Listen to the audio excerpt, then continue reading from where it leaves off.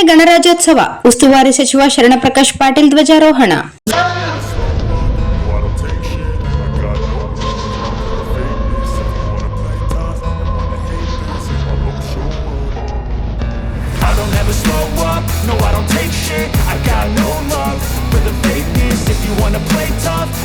ಇಪ್ಪತ್ತೇಳನೇ ಗಣರಾಜ್ಯೋತ್ಸವದ ಅಂಗವಾಗಿ ರಾಯಚೂರಿನ ಜಿಲ್ಲಾ ಮಹಾತ್ಮ ಗಾಂಧಿ ಕ್ರೀಡಾಂಗಣದಲ್ಲಿ ಜಿಲ್ಲಾ ಉಸ್ತುವಾರಿ ಸಚಿವ ಡಾಕ್ಟರ್ ಶರಣಪ್ರಕಾಶ್ ಪಾಟೀಲ್ ಧ್ವಜಾರೋಹಣ ನೆರವೇರಿಸಿದರು.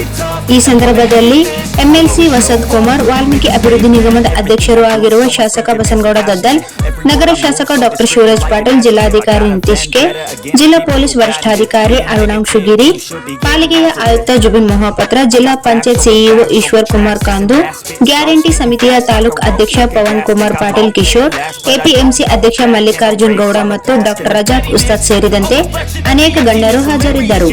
ವಿವಿಧ ಶಾಲಾ ಮತ್ತು ಕಾಲೇಜುಗಳ ವಿದ್ಯಾರ್ಥಿಗಳ ಆಕರ್ಷಕ ಪಥಸಂಚಲನವನ್ನು ವೀಕ್ಷಿಸಿದ ಬಳಿಕ ಸಚಿವರು ಗಣರಾಜ್ಯೋತ್ಸವ ಸಂದೇಶ ನೀಡಿದರು.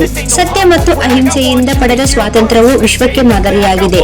ಸರ್ವರಿಗೂ ಸಮಾನತೆ ದೊರಕಬೇಕು ಎಂಬುದೇ ಸ್ವಾತಂತ್ರ್ಯ ಹೋರಾಟಗಾರರ ಮುಖ್ಯ ಗುರಿಯಾಗಿತ್ತು. ಬಾಬಾ ಸಾಹೇಬ್ ಅಂಬೇಡ್ಕರ್ ಜ್ಞಾನದ ಸಾಗರ, ಮೇಧಾವಿ, ದೇಶಕ್ಕೆ ಅಗತ್ಯವಾದ ಅದ್ಭುತ ಸಂವಿಧಾನ ಮತ್ತು ವಿಶ್ವಕ್ಕೆ ಮಾದರಿ ಸಂವಿಧಾನವನ್ನು ನಮಗೆ ನೀಡಿದ್ದಾರೆ ಎಂದರು. ಕಾಶ್ಮೀರದಿಂದ ಕನ್ಯಾಕುಮಾರಿವರೆಗೆ ವಿವಿಧ ಭಾಷೆ, ಸಾಂಸ್ಕೃತಿಕ ಅಭಿಪ್ರಾಯಗಳ ನಡುವಿನ ಏಕತೆಯನ್ನು ಗಮನದಲ್ಲಿಟ್ಟುಕೊಂಡು ಎಲ್ಲರಿಗೂ ಅನ್ವಯವಾಗುವಂತೆ ಸಂವಿಧಾನವನ್ನು ರೂಪಿಸಲಾಗಿದೆ. ಸಂವಿಧಾನ ರಚನಾ ಸಭೆಯಲ್ಲಿ ಭಾಗವಹಿಸಿದ್ದ ಅನೇಕ ಸ್ವಾತಂತ್ರ್ಯ ಹೋರಾಟಗಾರರು ಪ್ರತಿ ಶಬ್ದದ ಕುರಿತು ಚರ್ಚೆ ಮಾಡಿ ತೀವ್ರ ಪರಿಶೀಲನೆ ನಡೆಸಿ ಒಪ್ಪಿಗೆ ನೀಡಿದ್ದರು. ಪ್ರತಿಯೊಬ್ಬರು ಸಂವಿಧಾನದ ಅಂಗೀಕಾರಕ್ಕಾಗಿ ತೀವ್ರವಾಗಿ ಚರ್ಚೆ ಮಾಡಿದ್ದಾರೆ.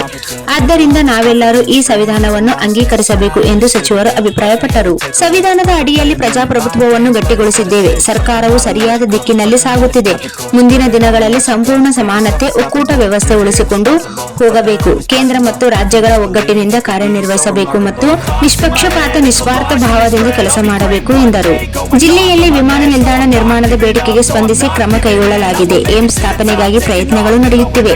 ಪಾರದರ್ಶಕ ಆಡಳಿತಕ್ಕಾಗಿ ಅಧಿಕಾರಿಗಳಿಗೆ ಸೂಕ್ತ ನಿರ್ದೇಶನಗಳನ್ನು ನೀಡಲಾಗಿದೆ ಎಂದು ತಿಳಿಸಿದರು. ಯುಪಿಎ ಸರ್ಕಾರ ಜಾರಿಗೊಳಿಸಿದ್ದ ಮನರೇಗಾ ಕಾಯ್ದೆಯನ್ನು ಬದಲಾಯಿಸಿದ ಕೇಂದ್ರ ಸರ್ಕಾರ ಒಕ್ಕೂಟ ವ್ಯವಸ್ಥೆಗೆ ಧಕ್ಕೆ ನೀಡಿದೆ. ಮನರೇಗಾ ಗ್ರಾಮೀಣ ಜನರಿಗೆ ಮತ್ತು ಭೂರಹಿತರಿಗೆ ಉದ್ಯೋಗ ಖಾತರಿ ನೀಡುತ್ತಿತ್ತು. ಜನರು ಕೆಲಸಕ್ಕಾಗಿ ಗ್ರಾಮ ಪಂಚಾಯಿತಿಗೆ ಅರ್ಜಿ ಸಲ್ಲಿಸಿದರೆ ಕೆಲಸ ದೊರಕುತ್ತಿತ್ತು, ಇಲ್ಲದಿದ್ದರೆ ನಿರುದ್ಯೋಗ ಭತ್ಯೆ ದೊರಕುತ್ತಿತ್ತು. ಆದರೆ ಕೇಂದ್ರ ಸರ್ಕಾರವು ರಾಜ್ಯಗಳ ಅಭಿಪ್ರಾಯವನ್ನು ಕೇಳದೆ ಗಣಕಯಂತ್ರ ವಿರುದ್ಧವಾಗಿ ನೀತಿಗಳನ್ನು ಅನುಸರಿಸಿದೆ. ಬಡವರ ಹಕ್ಕು ಕಸಿದುಕೊಳ್ಳಲು ಯಾರಿಗೆ ಅಧಿಕಾರವಿಲ್ಲ. ಮನರೇಗಾ ಪುನಃ ಜಾರಿಗೆ ತರಬೇಕು ಎಂದು ತಿಳಿಸಿದರು. ಸಂವಿಧಾನಕ್ಕಿಂತ ದೊಡ್ಡವರು ಯಾರೂ ಇಲ್ಲ. ದೇಶ ಕಟ್ಟಲು ಕೇಂದ್ರ, ರಾಜ್ಯ ಸರ್ಕಾರಗಳು ನಿಸ್ವಾರ್ಥವಾಗಿ ಕಾರ್ಯನಿರ್ವಹಿಸಬೇಕು.